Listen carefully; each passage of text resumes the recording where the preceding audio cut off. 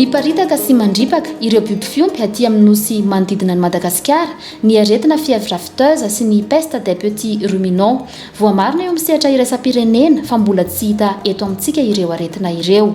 Nisy arak'izany ny atrikasa fizarana nataon'ireo dokotera mpitsabo biby fiompy avy eo amin'ny faritra Boeny amin'ny fampiarana ny paikady hifehezana ny aretina fièvre afteuse sy ny peste des petits ruminants ny voalohany hatramin'ny 10 martsa 2024 lasa teo tao Mahajanga. Atrikasa no karakarain'ny ministera ny fambolena sy ny fiompiana Aronjono tamin'ny alalan'ny foibe-pitondrana misahana ny biby fiompy na ny DSV izay novatsian'ny FAO sy ny SADC vola. Nisy ny tetikasa astosara tena tanjona ny isin'ny fahavononana ara-potoana sy ara-teknika amin'ny fiatrehana ny aretina raha sanatria tafiditra eto Madagasikara izany.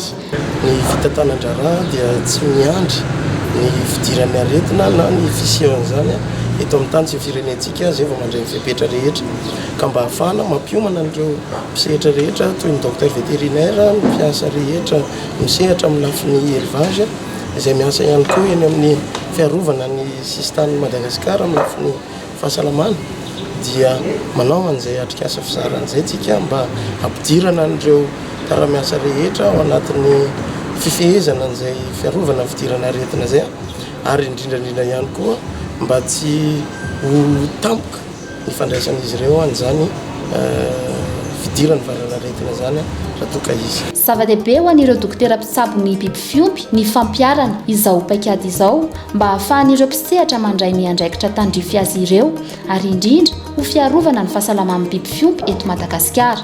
Fizarana zany amin'ny fiatrehana an'ilay aretina izany hoe misy exercice de simulation mihitsy mety misy fiantsoam-piompy hoe misy trangana aretina inona raha no andeha atao dia izay no zofisy izy atrikasa zao ny fizarana amin'izay raha sanatria ka misy ny trangana aretina izay ny fièvre afteuse sy ny peste de petits ruminants. Ny peste de petits ruminants moa izany dia ho an'ny petits ruminants ariary ihany.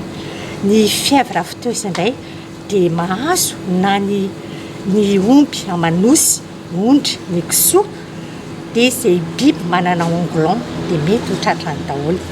Ny tsara ho fantatra koa dia ireo aretina anankiroa ireo zany tsika dia manana SAC, statut indemne avy any amin'ny Organisation mondiale de la santé animale ny tsy fisian'izany aretina anankiroa izany eto Madagasikara.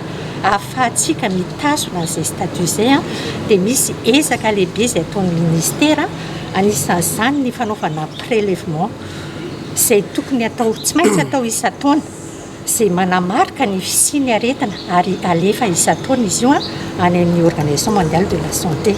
Nosafidiana manokana moa i Mahajanga nanaovana ny hetsika noho izy faritra ahina ny mety hidiran'izany aretina izany.